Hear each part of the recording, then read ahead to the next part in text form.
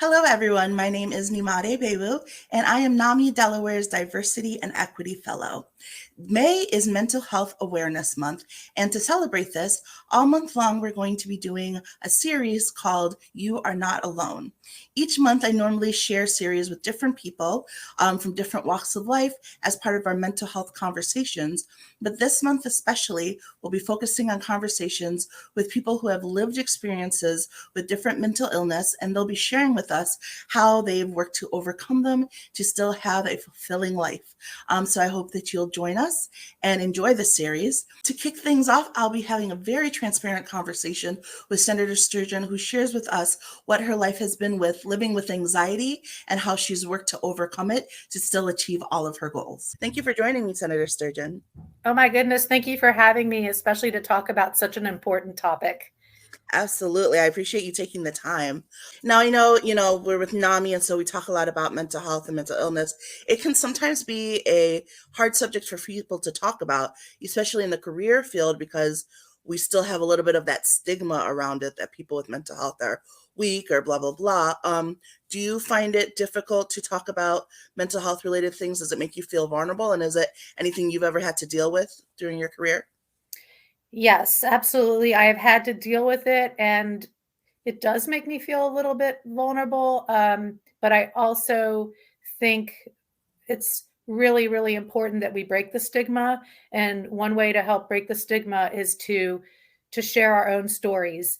And so those of us who have had mental health struggles, but managed with the help of good therapy and good medication to be able to overcome and live with a mental health disorder, and be successful in spite of a mental health disorder.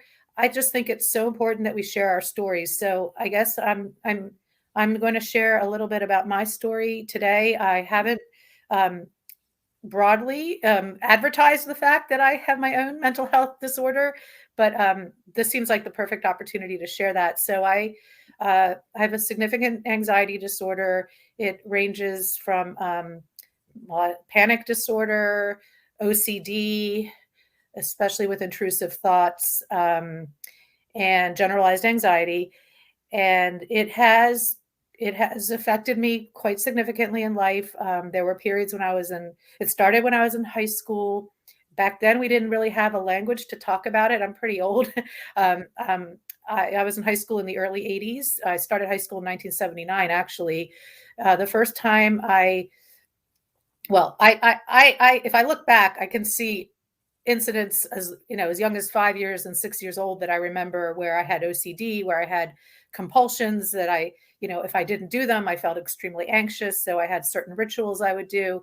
But it was in high school where it all came to a head, when I was under a lot of pressure for grades and I was in a relationship with somebody who had a alcoholism problem, and it all came to a head. And I had a significant, what back in those days we called a nervous breakdown.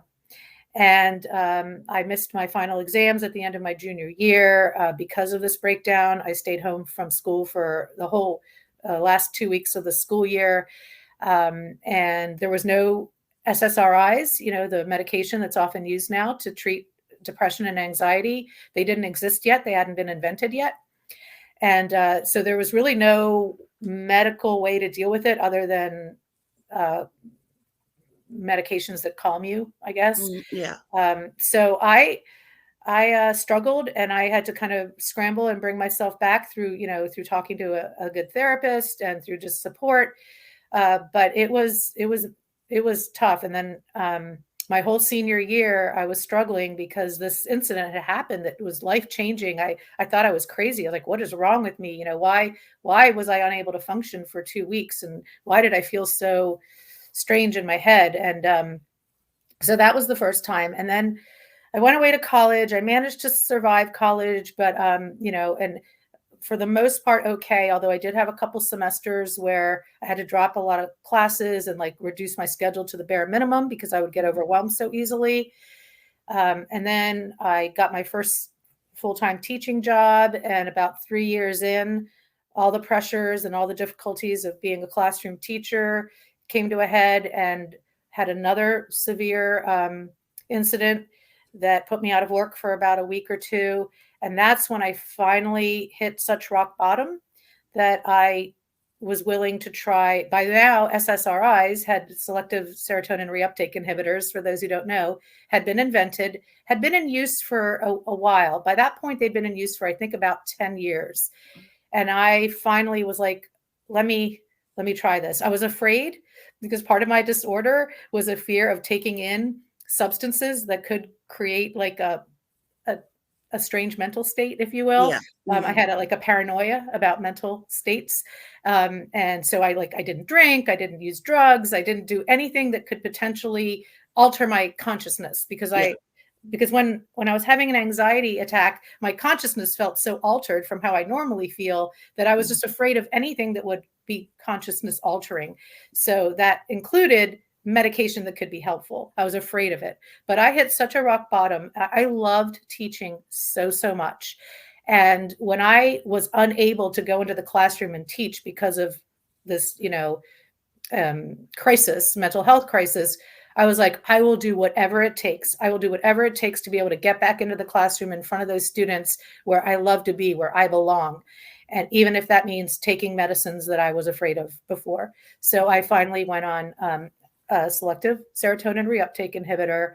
And there goes my phone. Sorry. The first one I tried, I thought I didn't like the way it made me feel, but so then I tried another one, and it took about a month to really kick in. I did go back to work before it kicked in, and I just struggled through the day, and fake it till you make it, like they say. Yeah. But once the SSRI kicked in, plus I should stop until the phone stops.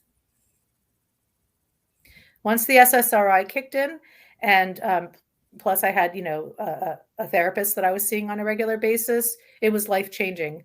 And what I want to say is, while the mental health struggle didn't completely go away, and it still sometimes, rears its ugly head, and I have to deal with it.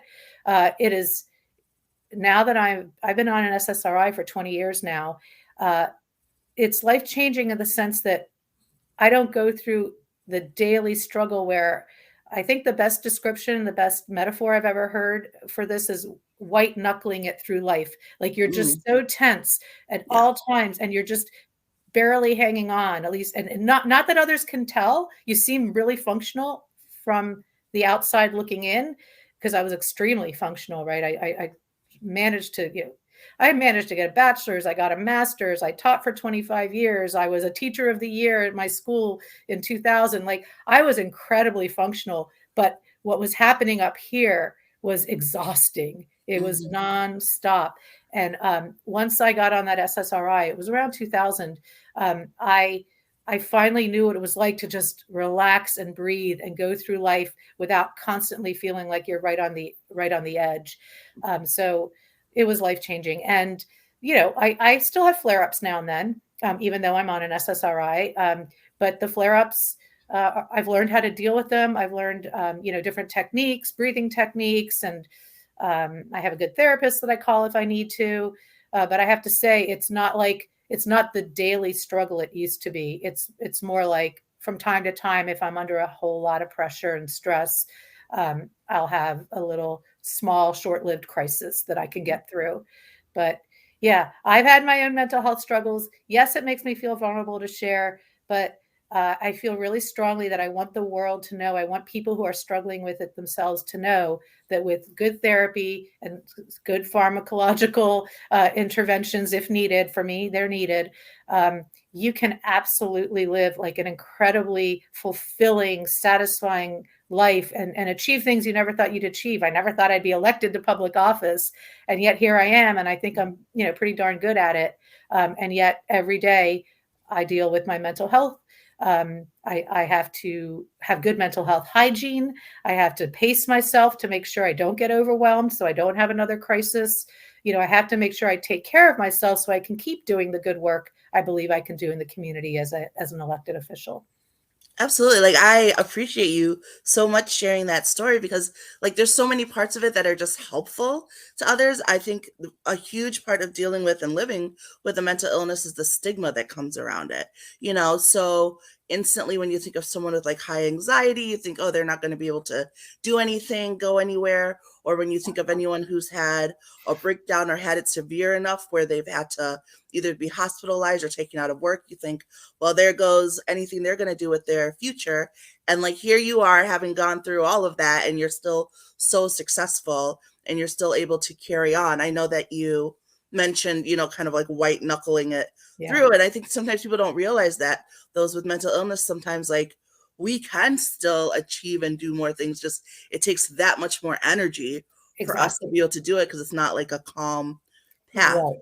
Oh, Um, right. and Like, I mean, for me, just driving to work was hell because I had driving anxiety. I had anxiety around feeling like trapped. I'd be okay if I was driving, but as soon as I got to a light and I felt like, okay, now I can't move because there's cars to the right of me, cars to the left, cars behind me, and a red light in front of me, I would suddenly start to panic because I felt trapped. I mean, I couldn't go. It was horrible. Like it was nonstop. And all of that has diminished. A combination of, good therapy, you know, to help with my phobias and some of the triggers that I have, and good medicine. Just, I mean, I'm still evolving. Like when I first got elected and knew I was going to have to drive to Dover every day, I was worried because driving on highways was one of my triggers because of feeling like I can't just pull over because if I pull over, I'll be in the middle of a high speed highway and it's not safe. So I would always drive everywhere on local roads where there was like businesses and things where I felt safe because I could just pull over and pull in a parking lot if I need to collect myself. But I knew that it would take me like 2 hours to get to Dover if I had to drive all on the back roads and the local roads. yeah. And that wasn't going to work, especially when I first started as a legislator. I was still a teacher. So I had to teach half a day and then rush down to Dover, and I could not spend 2 hours on the road trying to get to Dover, or else I'd have to, leave my classroom like way earlier.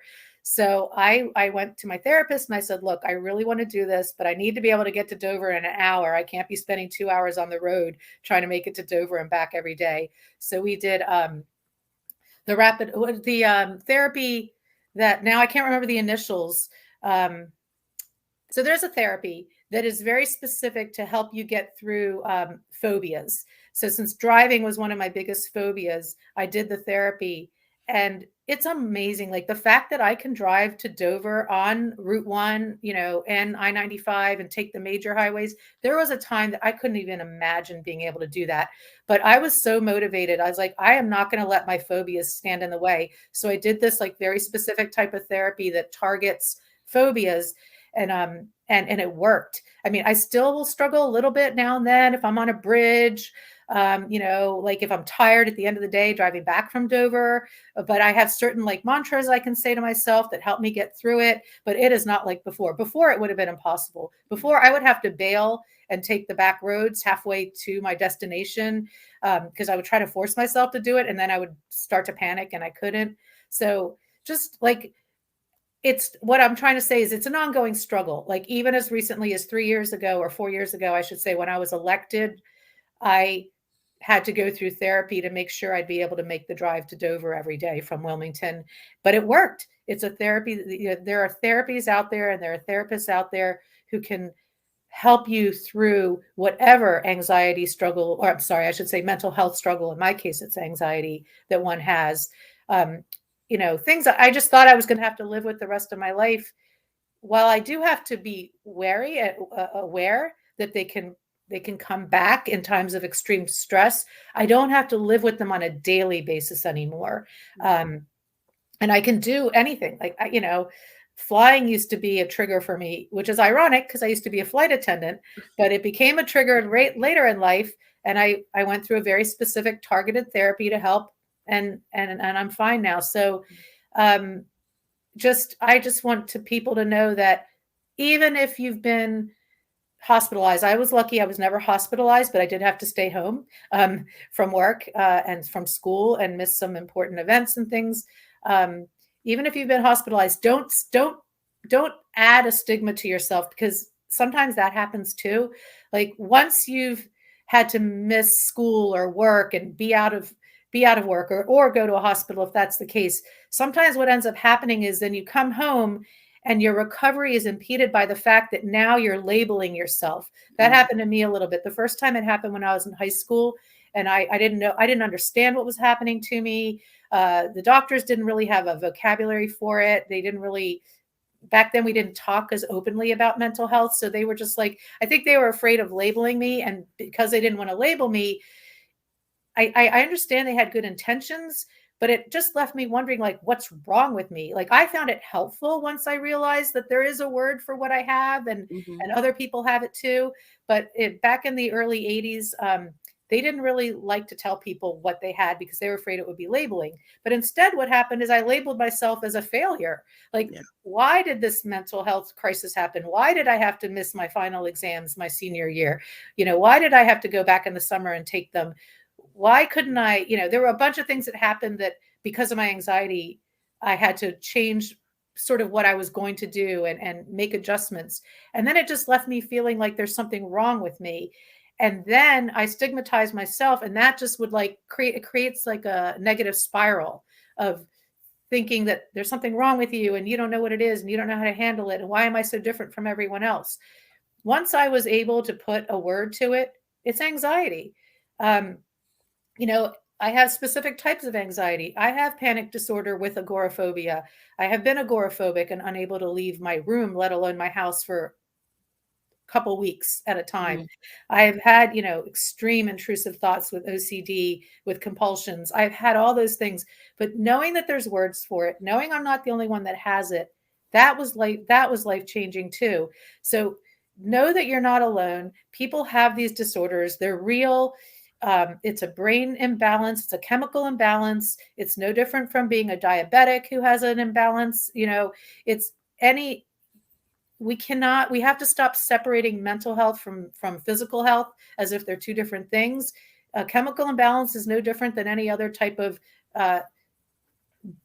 physiological imbalance that causes all kinds of other problems that we are much more comfortable talking about. For some reason, when it's a mental health or brain chemistry issue, we treat it differently. And then we stigmatize people, and people stigmatize themselves because they think, what's wrong with me? I'm crazy. We have that. I'm crazy. You're not crazy. And there's help out there, and you can completely overcome it. I've overcome it. It doesn't mean I don't live with it daily, but I know how to handle it. And I know what to do when I have a flare up, and you can too. I just want people to know you can be a state senator. You can be a US senator. You can be freaking president of the United States. You can do anything with a mental health disorder. It doesn't have to hold you back. But you don't want to try to do it all by yourself. Seek help. There is good help out. Just like if you're a diabetic, you're not going to be able to live a long, successful, and healthy life if you just ignore your diabetes and go ahead and not take insulin if you need it and eat whatever you want.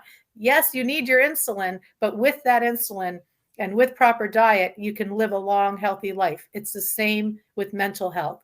You do need medication often. You definitely probably need therapy.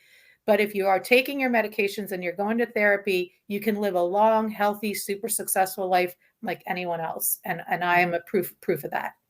You are a wonderful proof of that. And I appreciate you so much sharing with us, especially about your treatment, because you're right, that combination of medication and therapy is often life-changing for people, just in helping them manage it and seeing that they're not alone and that there are ways to overcome and cope with what they're going through so that they can live life the way that they'd like. A normal life. In fact, sometimes more successful. And the other thing about stigma is some of the most creative and successful people in the world, right, have suffered from mental health disorders. And, on the flip side of all the down that comes with having a mental health disorder, you could argue that there's an up. I remember the first time I talked to my regular physician about my anxiety.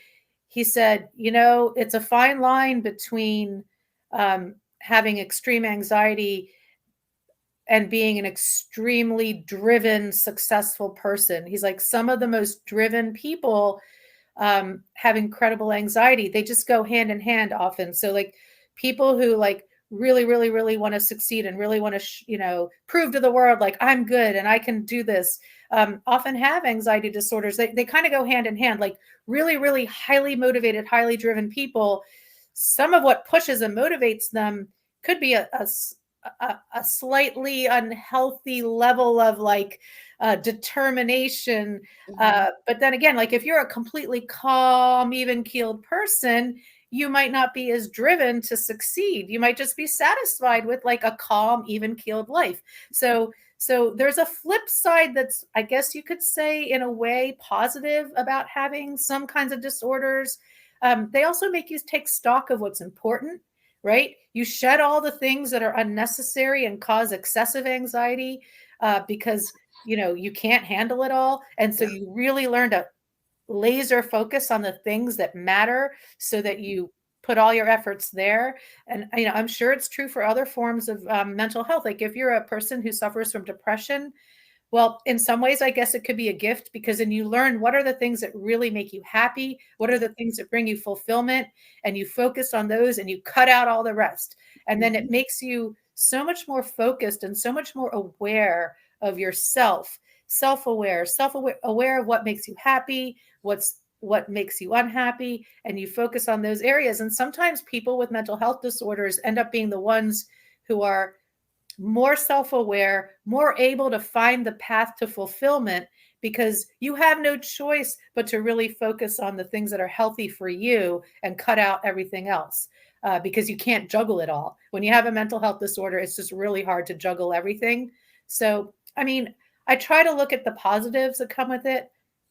And the biggest positive is all those years in the classroom that I taught, somehow students with especially anxiety disorders, somehow they always found me.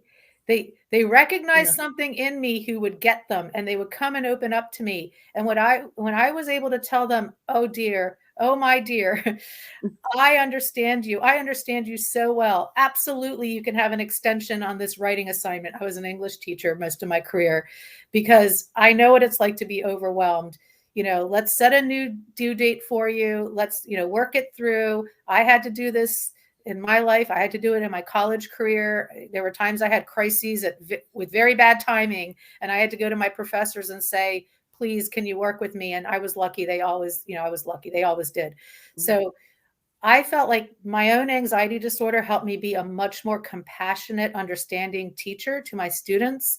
And I could let my students who suffered from it know that I got it, and that I could work with them. If, they needed to step outside of the classroom because they were having a moment, I could talk them through it.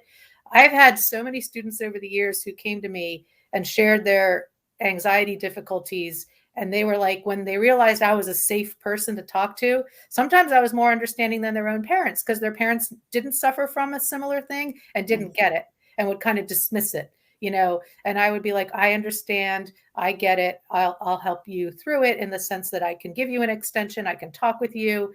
um, and sometimes they had parents that didn't believe in medication, and I would be like, listen, I can't do anything for you till you're 18, but when you're 18, if you still find that, your parents aren't willing to help you, let me know, and I can help you, find a really good therapist or a good doctor, a good psychiatrist who can prescribe medication if you want medication. So I was able to be there in ways other adults in my students' lives couldn't be, because I had lived it myself. And in fact, since it started when I was in high school and I taught high school, I could Mhm. really relate to high school Yeah. kids who would come to me with anxiety disorders, because I'm like, I was your age when mine started. I get it. Yeah, absolutely. That's so great. Like the students, without even realizing it, we're so blessed to have you and to have someone who understands, especially, we're at a time right now where it's more talked about and more prevalent, but it's still that stigma hasn't completely gone away. Even like you said with medication, I always say, no one tells you to make your lungs work harder. If you have asthma, they all understand you need an inhaler, and mental health and mental things are the same way, but sometimes it's hard for people to It is, and I acknowledge get that. so frustrated because there have been times in my life now that I've been on it for 20 years. I have met people in my life uh, that would say, like, why do you take medication every day? Like, don't you think you should wean yourself off that? Aren't you, isn't that some kind of a dependency? And it was just so frustrating. It's like, would you say that to a diabetic who needs insulin? Would you say that to an asthmatic who needs an inhaler? You would never say Right. that. Like, but when it comes to mental health, people think it's some kind of unhealthy dependency. It's like, no, it's what allows me to live my life and be successful. Mhm. Like, you would rather me, be at home, like hiding in my room because I can't leave the house because of my agoraphobia? Or would you rather me take a medication that allows me to like live a full life? But yep, you still get people who judge you for being on medication, and it is so frustrating. It's So very, frustrating. So we got very to tell the frustrating. world it's okay to be on medication for mental health. It's Yes. no different than being on medication for what we call physical health, even though I hate that we separate the two as if they're two different things. Right, because it's all health. And I think that that's part of the problem is that people forget mental health is still tied to an organ. It's still your brain. It's still the release of chemicals and all that. But people tend to think of it as just feelings. So you should control your feelings, and it's more than that. Right, right. Oh, it's your feeling. Exactly. I mean, and I've had very enlightened people, even a colleague of mine recently said, "Yeah, I used to not understand because I had like she had had a few anxiety incidents, but then she was able to get over them and then they went away on their own." And she's like, "I kind of didn't understand why other people couldn't just get over it, but I'm beginning to understand." So, like, very well-intentioned, otherwise enlightened people still struggle with understanding it. If you don't have it yourself, it is hard to understand. I get it. But, if we can just get people to understand what you just said, a mental health disorder is still something to do with your physiognomy. It's still something to do with it's your chemistry of your body. It isn't just feelings and thoughts. That goes into it. You do have to address the feelings and thoughts because they often create like that spiral of negative thinking that can exacerbate Yeah. a mental health disorder. But it isn't just feelings and thoughts, it's also chemical. And the best way to address the chemical imbalance often is through medication, just like it would be if you had a more traditional physical ailment like a diabetes or asthma or what have you. So, yeah, I mean, I hope the world realizes. I think we're getting better. Yeah. I'm impressed how much people talk about mental health now. And it used to be depression. I felt like depression was first to break the stigma. People Mhm. had no problem, talking about depression. I think people can relate to depression more because everyone knows what it feels like to be sad. And they Yeah. just think about depression as like extreme sadness, even though it's, of course, much deeper than that. But, people get it. Anxiety, it took longer to become part of everyday discourse. But nowadays, I hear it all the time. People talk about anxiety, I think, almost as much now as they talk about depression, Yeah. which is a wonderful step in the right direction. We're getting there. I definitely, when it started for me in the early 1980s, no one was talking about anxiety. It just wasn't even part of the vocabulary of everyday life. Now, especially with the pandemic, we see it everywhere. Like, are you suffering from anxiety? Is your teen suffering from anxiety? You can get help. And I'm really grateful that we're talking about it more. I'm sad that we're talking about it more because it seems to be happening more. But Right. I'm glad that at least we can talk about it and more people get it. So, Yeah, absolutely. Me too. And I'm so glad that you made the time to talk to us and that you felt open to share your story with us because I really think it will help a lot of people. Seeing anyone talk about it is helpful, but I think as well as seeing someone who's overcome so much to do so much with their life is especially inspiring. So I cannot thank you. thank you enough for your time today. I am really eager to kind of get my story out there for others. Like, I used to share it with students. I would even share it sometimes with whole classes because I wanted them to see, look, you guys see me as a successful teacher, right? But now Mm, I have an even bigger platform as like, you see me as a successful legislator, who managed to become elected to office. Like, well, guess what? I've suffered from an anxiety disorder my entire life, but I've yeah, been able to still do these things. So yeah. So if you ever need me to go talk to a group of people, like share my story with people yeah, who are struggling, I would be happy to go in person and share because I think that's how you keep working towards breaking the stigma that sadly still exists, is showing people examples, real life examples of people who suffered and have managed to live with. I mean, I'm not even going to call it overcome. It's almost like a recovering alcoholic. They mhm, say recovering, not recovered. yeah. I'll never be recovered. The anxiety disorder will be there until I die, but I live with it very well because, you know, I take care and maintain. I maintain my mental health through the things I do every day. But I'll definitely let you know. And again, thank you so, so much. It was Yeah. great talking to you for this and just meeting you in Yeah, general. you too. Thanks so much for taking the time to join us for that conversation. As I mentioned earlier, all month long, we'll be speaking with different individuals who have lived with different mental illnesses. So if you're not already following NAMI Delaware on YouTube, please make sure to do so. And while you're there, check out many of the other videos that we share as well.